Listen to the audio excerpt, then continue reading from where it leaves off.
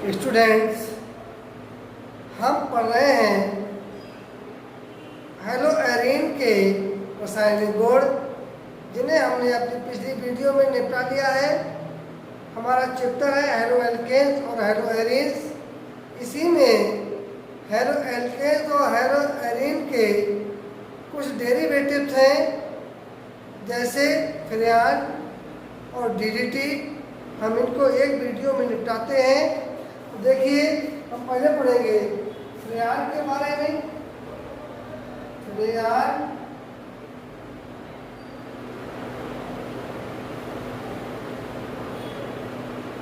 इसका सूत्र होता है CF2Cl2। इसको हम कहते हैं डाइफ्लोरोमेथेन, डाइफ्लोरोमेथेन। इसका रासायनिक नाम होता है डाइफ्लोरोमेथेन।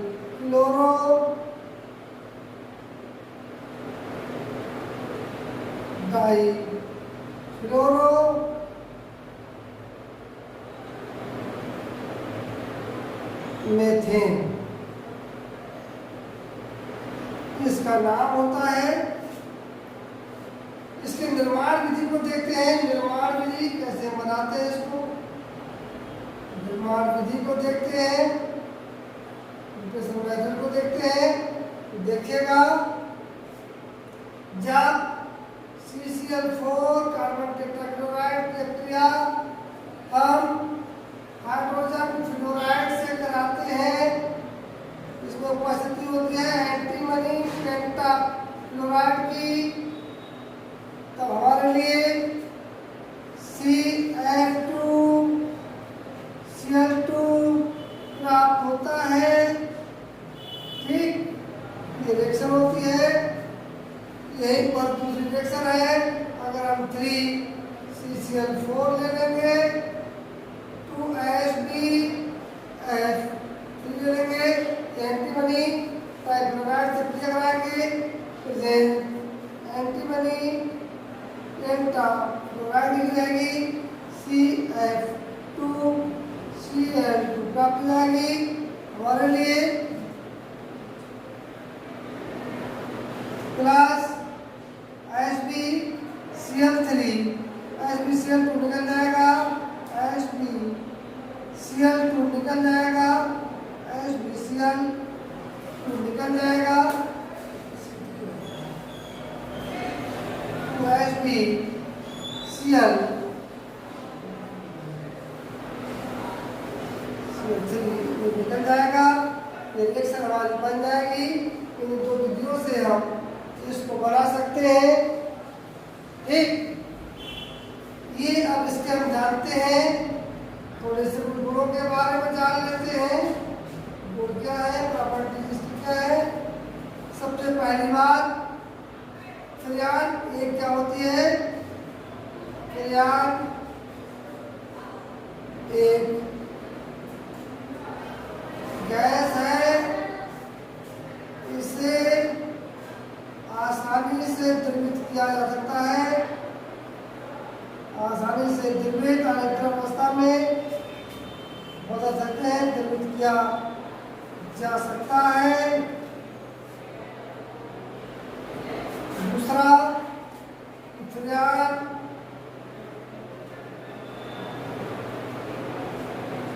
फ्रेयान विषैली गैस नहीं है। विषैली गैस नहीं होती है। ठीक, ये इसके कुछ गुण है। अब हम देखते हैं इसका जो हमारा वातावरणीय प्रभाव क्या है। वातावरणीय प्रभाव यानी कि हमारा एनवायरमेंटल इफेक्ट क्या है, ये कई बार पूछा गया है। तो भाई मैंने देखिए, इसका जो उपयोग है, फ्रेयान का उपयोग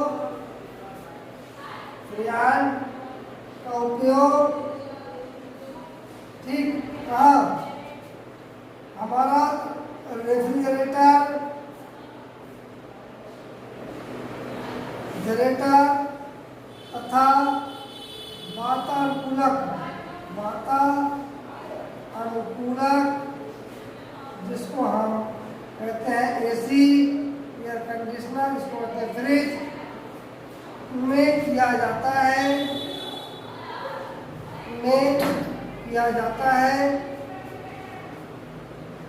इसका काम रेफ्रिजरेंट का काम होता है।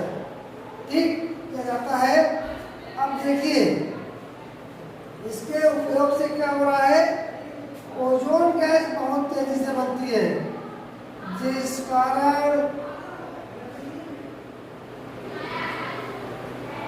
ये ओजोन गैस, जिस कारण ये ओजोन की जो परत है, परत का क्षय करती है। ठीक, ओजोन की परत क्षय होने से क्या होता है, जिस कारण ग्लोबल वार्मिंग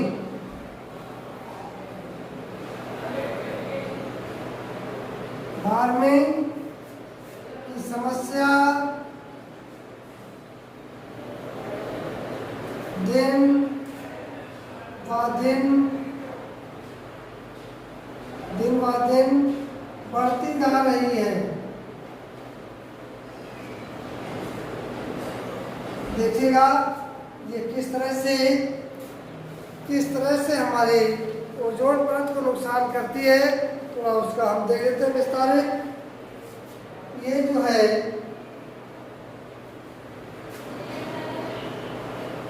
ठीक, ये जो है ओजोन परत को दिन पे दिन नुकसान कर रही है। ठीक, और ओजोन परत छिद्रित होती जा रही है, ओजोन परत छिद्रित होती जा रही है, जिस कारण सूर्य की पराबैंगनी किरणें सीधी पृथ्वी पर आ रही हैं और पृथ्वी पर आने से अनेकों रोग उत्पन्न हो रहे हैं। नए नए तरह के रोग उत्पन्न हो रहे हैं, पेड़ पौधे नष्ट हो रहे हैं, वनस्पतियाँ नष्ट हो रही हैं, जीव जंतु नष्ट हो रहे हैं और हम लोग आए दिन नई नई बीमारियों से प्रकोपित होते जा रहे हैं। ये इसका प्रभाव है। ठीक, यहाँ पर प्रयास खत्म करते हैं। अगला है डीडीटी। अगला क्या है, डीडीटी है। डीडीटी को स्टार्ट करते हैं। डीडीटी कैसे बनाया जाएगा,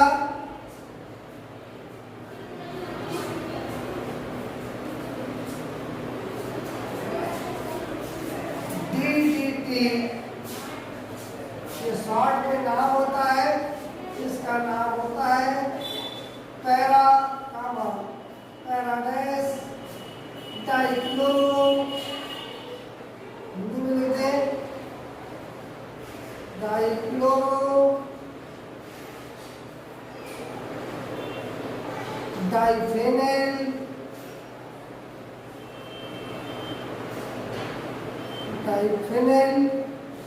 ठीक, और एथेन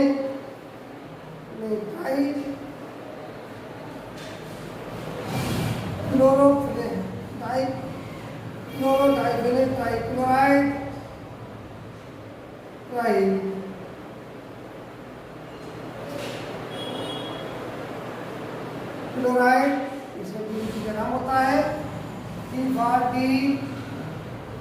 डी और टी ट्राइक्लोरो, इसमें ट्राइक्लोरो एथेन होता है, यहाँ पर ट्राइक्लोरो एथेन होता है।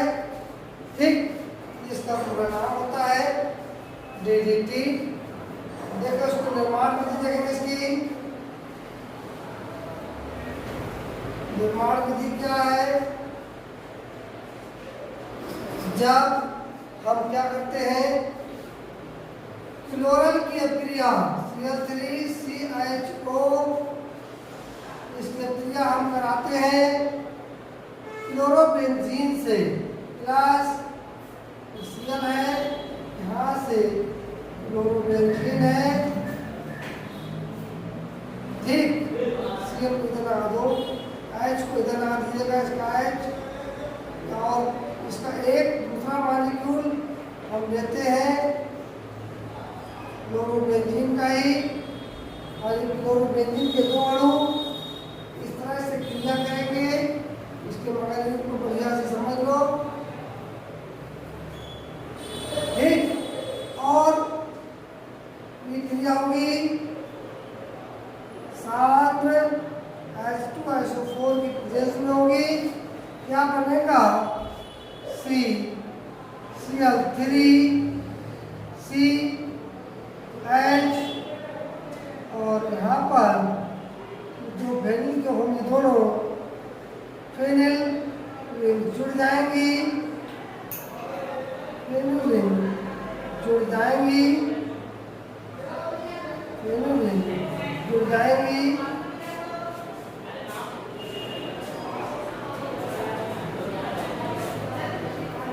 फेनिल रिंग जुड़ जाएंगी। ये हमारे पास DDT बनकर के आ जाएगा, प्लस जो है तुम्हारा H2O बाहर निकल जाएगा। ये आपकी DDT बन गई। यहाँ पर इसके सापेक्ष पैरा पर, पैरा एक को पैरा दूसरे को पैरा डैश बोल देंगे, dichloro diphenyl trichloride ethane, trichloro ethane इसका नाम होगा, ठीक। ये जो है हमारा DDT बन गया। देखिए इसके कुछ गुणों की बात करते हैं। गुणों की बात करेंगे तो गुणों में ये कैसा होता है? सफेद,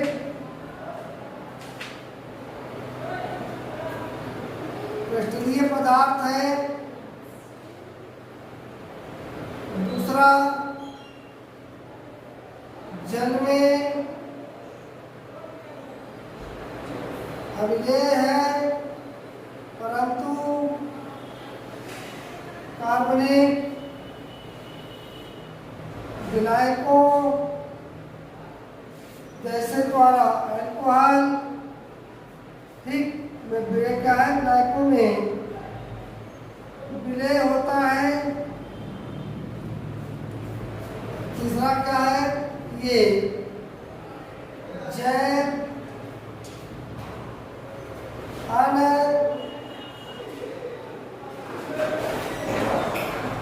अपघट्ट होता है, जिसको बायो अनडिग्रेडेबल कहते हैं, यानी ये जो है नष्ट नहीं होता है, ठीक। मिट्टी में भी ये लगभग मिट्टी में 22 से 30 दिन तक रहता है, बायोडिग्रेडेबल नहीं है। अब इसका कुछ वातावरणीय प्रभाव देख लीजिएगा।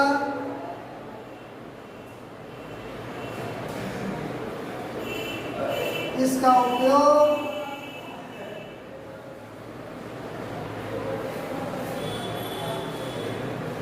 अधिक शक्तिशाली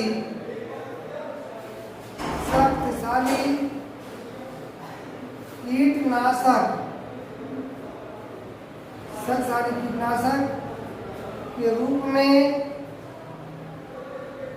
किया जाता है।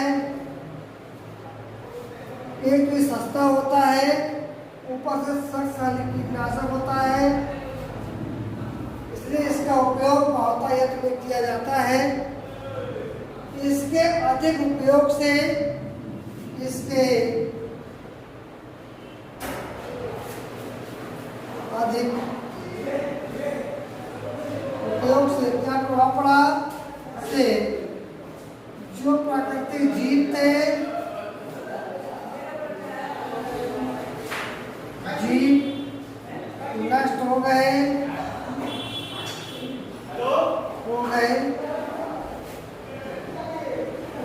आपको बता दें बात, यहाँ पर जो संयुक्त राष्ट्र अमेरिका है, संयुक्त राष्ट्र अमेरिका का राष्ट्रीय